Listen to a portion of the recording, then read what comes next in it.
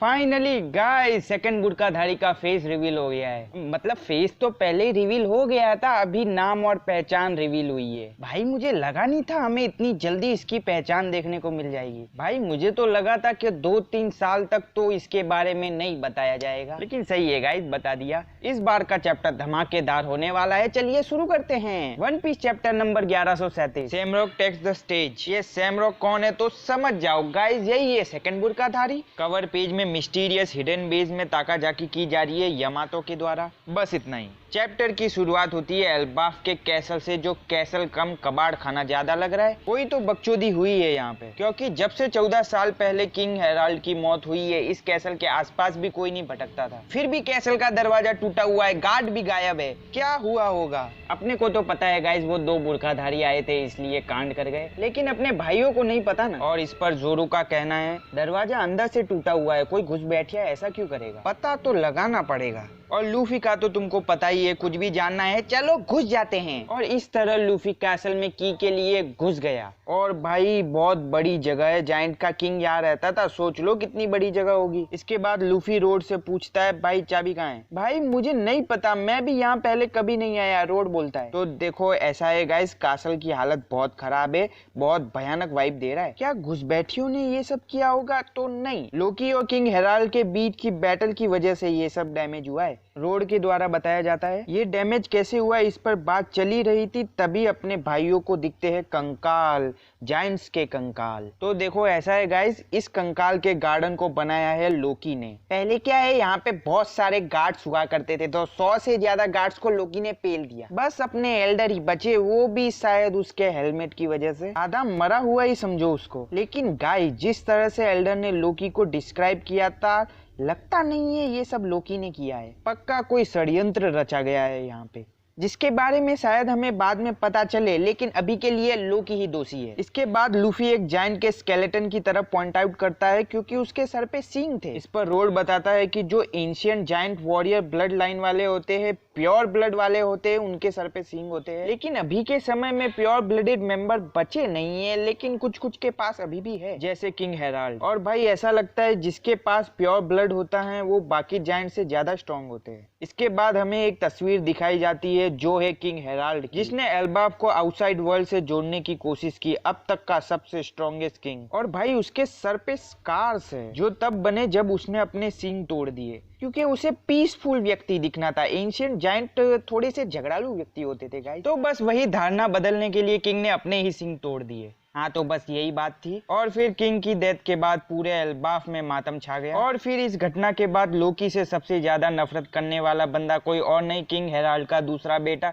हजरुद्दीन है। और इस बात पर तो अपने भाई लोग शौक हो ही गए हैं। तो लोकी और हजरुद्दीन ब्रदर्स हुए, लेकिन उन दोनों की माँ अलग अलग है। और ऐसा है गाइस, किंग के क्वीन से शादी करने से पहले ही हजरुद्दीन ने जन्म ले लिया था किसी दूसरी औरत से। और हजरुद्दीन की माँ एल्बाफ से भी नहीं है, क्या करे, प्योर ब्लड नहीं था ना, इसलिए हजरुद्दीन की माँ को क्वीन का दर्जा नहीं मिला। इस पर अपने भाई लोग क्वेश्चन उठाते हैं कि इसमें दिक्कत क्या थी, ये तो जायंट ही ना। इस पर रोड एक कड़वा जवाब देता है अपने भाइयों को कि तुम ह्यूमंस भी तो एक दूसरे को मारते रहते हो लैंड के लिए, जबकि तुम सब ह्यूमंस ही हो। उसी तरह हमारे यहाँ भी प्योर ब्लड को मान्यता दी जाती है। आखिर दूसरे लैंड का गंदा खून एल्बाफ की धरती पर आ भी कैसे सकता है? इस बात पर अपनी नाम ही बहुत गुस्सा है। जायंट्स भी बाकी ह्यूमंस की तरह निकले भेदभाव करने वाले। और जोरो रोड से पूछता है कि अगर हजरुद्दीन तुम्हारे लिए गंदा खून है तो तुमने उसका क्रू ज्वाइन क्यों किया? इस पर हमें एक फ्लैशबैक दिखाया जाता है, जहाँ किड हजरुद्दीन रोड ने जो सी मैप ड्रॉ किया था उससे काफी प्रभावित है, उसे अपना दोस्त बना लिया। इसके बाद रोड बताता है कि हजरुद्दीन काफी सही बंदा है बे, उसका बाप किंग था, फिर भी उसे और उसकी माँ को कैसल में नहीं रहने दिया गया। उन्हें वो सम्मान नहीं मिला जिनके वो हकदार थे। उसने बहुत कुछ सहन किया, फिर भी उस बंदे का सपना है सभी जायंट ट्राइब को एकजुट करके उन सब का राजा बनने का, और मेरा सपना है उसके सपने को सच करना।